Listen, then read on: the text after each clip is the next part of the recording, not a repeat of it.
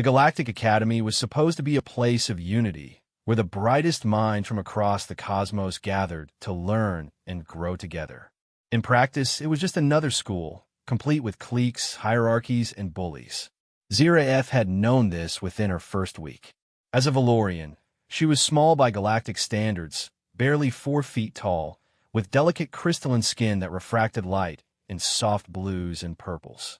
Her people were scholars and artists, pacifists who had contributed more to galactic culture than a dozen warrior races combined. But at the Academy's cafeteria, none of that mattered. The Chromith students, hulking reptilian brutes whose species had built an empire on conquest, had decided she was entertainment. They'd been escalating for weeks, shoving her in hallways, accidentally spilling chemicals on her workstation, mocking her accent when she spoke in Galactic Common. Today, they'd knocked her meal tray to the floor and told her that's where weak species belonged, eating scraps off the ground. The cafeteria had gone quiet. 200 students from 40 different species watched. Some looked uncomfortable, others merely curious. But no one moved. The Chromith were connected to powerful military families. Getting involved meant risking your career before it even started. Zira knelt down, her crystalline fingers trembling as she reached for the spilled food. She could feel her luminescence dimming with shame. A Valorian skin always betrayed their emotions. The Chromith leader, Bractor, laughed to sound like grinding stones. Then a voice cut through the silence. "Hold my beer." Every head turned. Jake Morrison, human, second year, unremarkable in every measurable way, was walking toward them. He set his drink down on the nearest table with exaggerated care. The human exchange students were rare at the Academy. Earth had only recently joined the galactic community. Most species still weren't sure what to make of them. "The hell do you think you're doing, human?" Bractor growled, rising to his full 7 feet. Jake didn't answer. He walked straight past the Chromith, bent down, and helped Zira to her feet. Then he did something that made the entire cafeteria gasp. He picked up her spilled food, placed it on his own tray, got a fresh meal from the line, and sat down at her table. "Join me?" he asked her simply. Bractor's face twisted with rage. "Do you have any idea who I am? My father commands 3 battle fleets." "Don't care," Jake interrupted, taking a bite of his sandwich. "Sit down, Zira. Ignore the asshole." The Chromith's claws extended. "I will tear you apart, human." Jake finally looked up at him.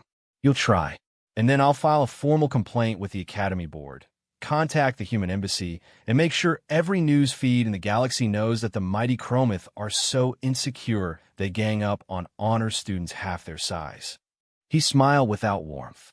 "My species is really good at making things go viral. Want to find out?" The cafeteria held its breath. Humans were unknown quantities. Their homeworld had survived an ice age, multiple extinction events, and had somehow split the atom before achieving world peace. Their capacity for both creativity and destruction was legendary in intelligence reports, even if they seemed unimpressive physically. Bractor calculated. His father would be furious if he became an interstellar incident over cafeteria politics.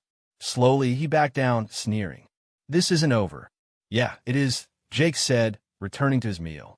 The next day, 3 more students sat with Jake and Zira. By the end of the week, it was 15. A month later, the Chromith were eating alone, ostracized by an informal coalition that had formed around a simple principle.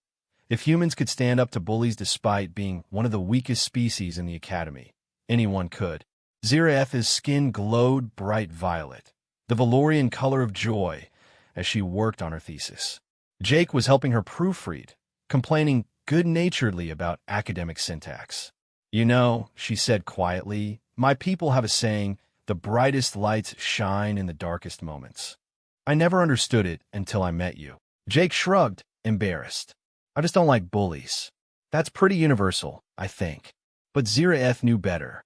In a galaxy of ancient civilizations with complex political calculations, sometimes what mattered most was someone willing to say, "Hold my beer," and do the right thing. Consequences be damned. That was the human advantage, and it was changing everything.